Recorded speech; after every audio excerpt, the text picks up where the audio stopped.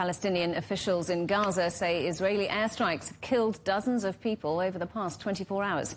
Missiles hit the area around Al-Shifa Hospital in the north and Rafah in the south, where more than 1 million people have sought shelter. The Israeli military is continuing its action against Hamas, despite the UN Security Council resolution calling for an immediate ceasefire. Qatar ceasefire talks are now at a standstill after Israel recalled its negotiators, saying that Hamas's demands are delusional. Well, let's talk to our correspondent, Sarah Coates, who's in Tel Aviv. So, Sarah, Israel not backing down in its fight against Hamas, but some diplomatic efforts are continuing.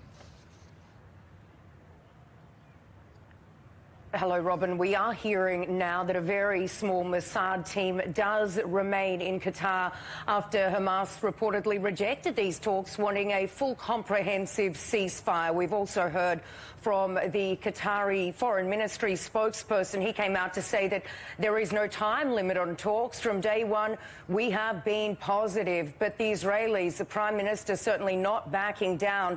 Netanyahu's office releasing a statement a short while ago saying that Israel will not submit to the delusional demands of Hamas. It will continue to act to achieve the goals of the war, and this is to release these hostages, to defeat Hamas, and to ensure Gaza never poses a threat again to Israel. And of course, all of this, Robin, coming a day after the United Nations Security Council passed that resolution for an immediate ceasefire.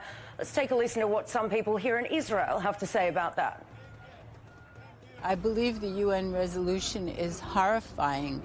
As a Jew, as an American, and as an Israeli, you're giving free cards to a Hamas a terrorist organization, and the world is abandoning Jews once again. I'm very disappointed with our government and with our Prime Minister, Netanyahu. I think that he's a risk today for Israel. While we have a war and hostages, we need to do everything in order to release them now.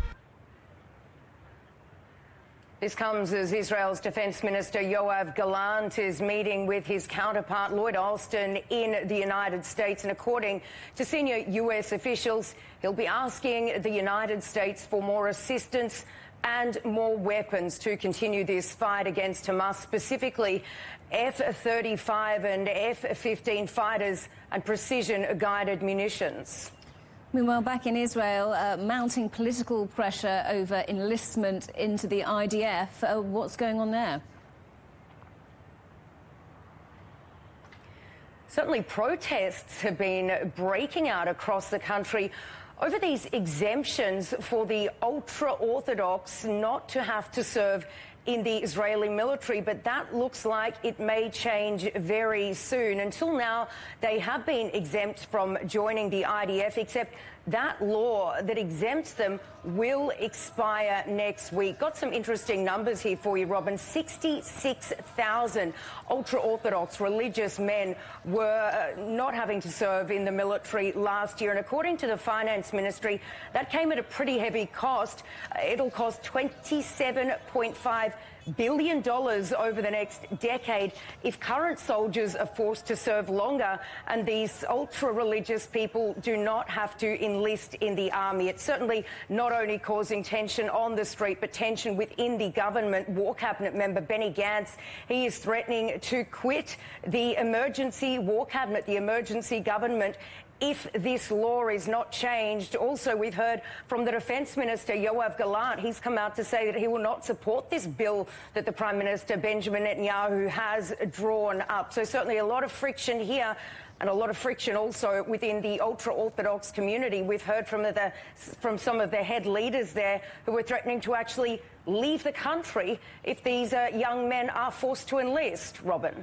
Sarah, thank you very much. Our correspondent Sarah Coates in Tel Aviv.